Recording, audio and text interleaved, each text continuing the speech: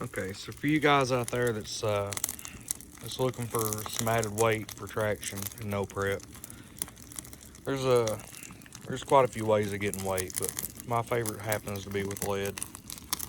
Small, compact, weighs a freaking ton.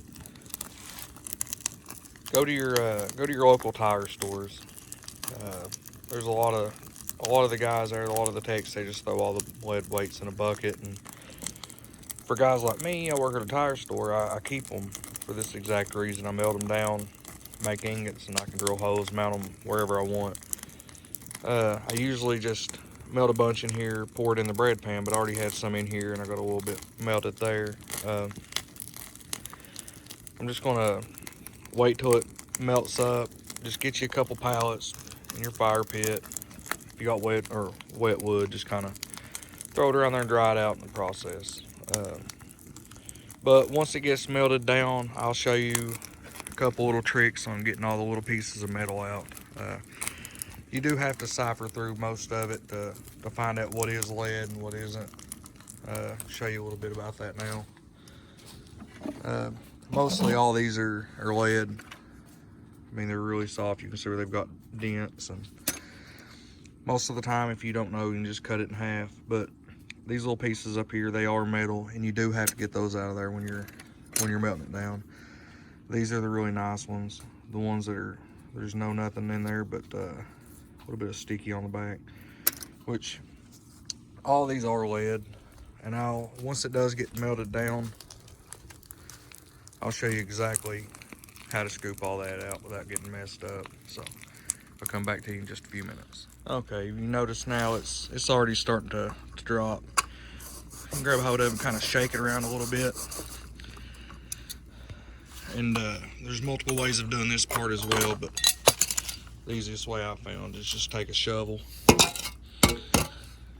get you a bucket to put your metal in. We're not trying to be scientific or extremely clean. We're not making bullets. As you can see, the metal comes out of it. Throw all the metal and all the crap you want out of it into your bucket. And the more you clean it, the easier and nicer this gets. It's pretty hard to do one-handed. As you can see, some of these in here didn't melt, so they wasn't lead. This is now hot enough. Any lead that touches it will pretty well immediately melt.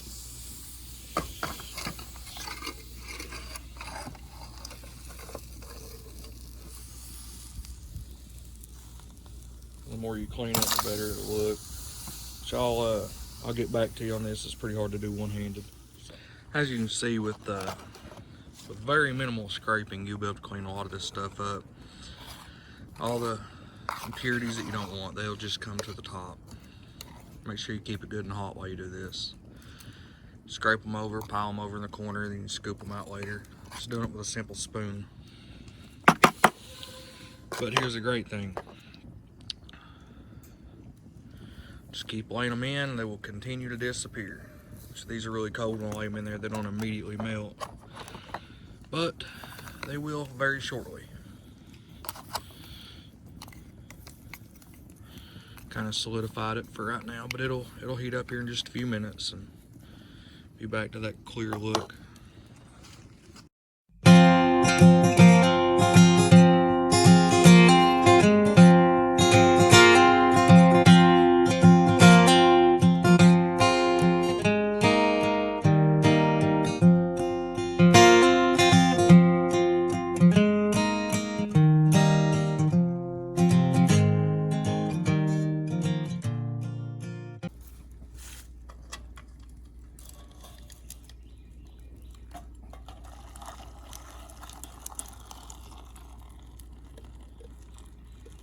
Or when the white ain't thing. I'll scrape it out.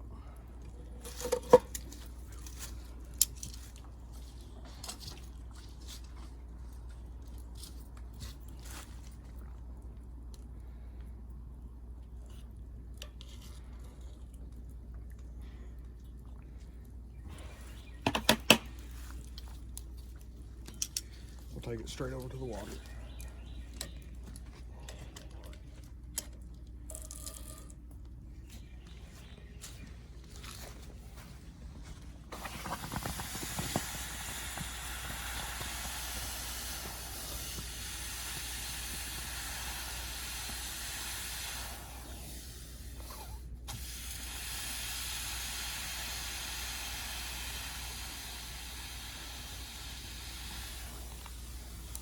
set it right here and finish cleaning.